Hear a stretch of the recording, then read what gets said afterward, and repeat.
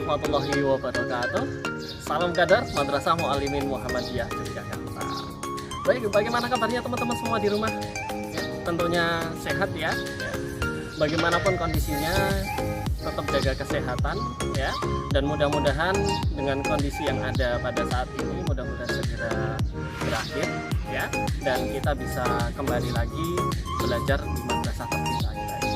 Ya, tentunya teman-teman juga merindukan kondisi yang ada di madrasah ya. Bagaimana kita bertatap muka langsung dengan guru ya, kita belajar bersama dengan teman-teman ya. Dan mudah-mudahan itu segera terjadi lagi kita di madrasah.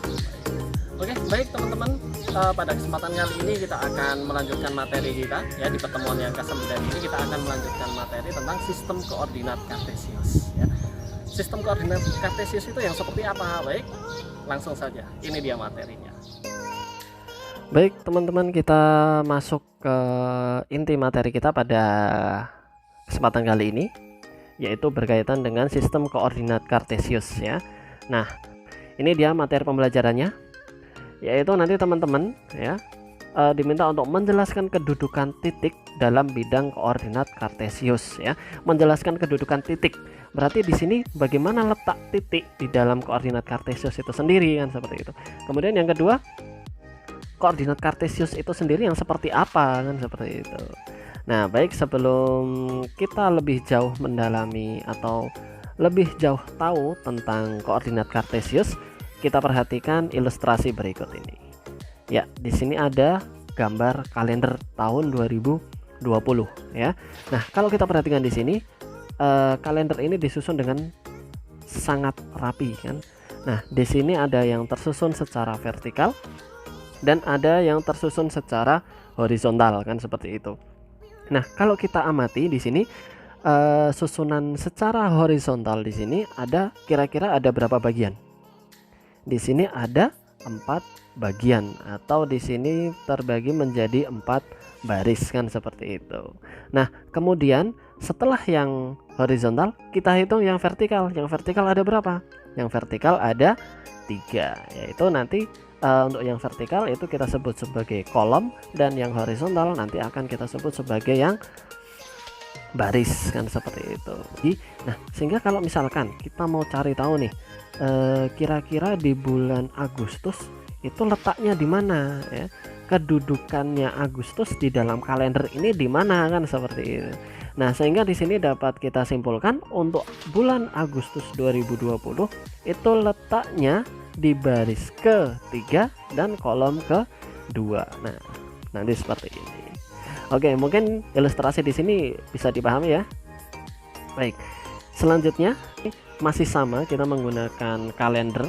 Bedanya kalau tadi kalender secara keseluruhan atau selama 1 tahun, di sini kita akan menggunakan kalender di bulan Maret tahun 2020.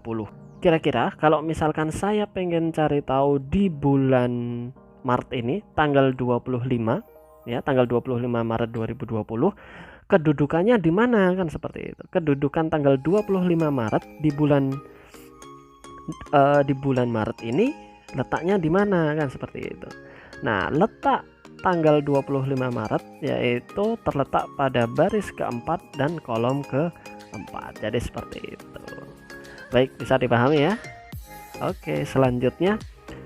Nah, sekarang kita masuk ke pertanyaan atau ke inti materi kita. Kemudian, apa itu koordinat kartesius ya? Lalu apa hubungannya kalender-kalender tadi dengan koordinat kartesius kan, kayak gitu. Nah, loh, di sini kok malah muncul diagram kan gitu. Nah, muncul diagram berarti koordinat kartesius itu merupakan suatu diagram. Lalu diagram yang seperti apa? Ternyata koordinat kartesius itu merupakan diagram untuk menunjukkan letak koordinat suatu benda pada titik-titik tertentu ya. Nah, kalau tadi untuk tanggal 25 Maret 2020 itu tadi masuknya pada baris ke-4 dan kolom ke-4 ya. Begitu juga nanti ketika suatu titik masuk ke dalam suatu koordinat kartesius, nanti letaknya di mana? Letak di X keberapa dan Y keberapa kan, seperti itu. Nah, selanjutnya di sini kalau kita perhatikan diagram Kartesius itu terbagi menjadi 4 bagian. Bagian-bagian ini ya, bagian-bagian yang ada di dalam koordinat Kartesius ini disebut sebagai kuadran ya. Untuk yang sebelah kanan atas itu merupakan kuadran 1, kemudian yang kiri atas itu kita sebut kuadran 2, dan yang kiri bawah kita sebut kuadran 3, dan yang di kanan bawah itu kita sebut sebagai kuadran keempat. Nah, itulah pembagian dalam koordinat Kartesius itu sendiri. Nah, baik, untuk selanjutnya selanjutnya adalah latihan. Baik, seperti biasa teman-teman, supaya kita lebih mendalami lagi bagaimana koordinat Kartesius itu ya. Baik, di sini nanti untuk pertanyaan-pertanyaannya sudah saya sajikan di dalam Google Drive, atau nanti untuk link pembelajarannya atau link latihan soalnya terdapat pada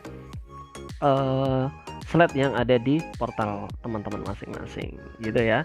Baik, itu nanti silahkan dikerjakan dan jangan lupa dikumpulkan, termasuk tugas pertemuan yang kemarin itu silahkan difoto dan kemudian diupload di dalam Google Form yang saya sediakan di sana. Gitu ya teman-teman ya.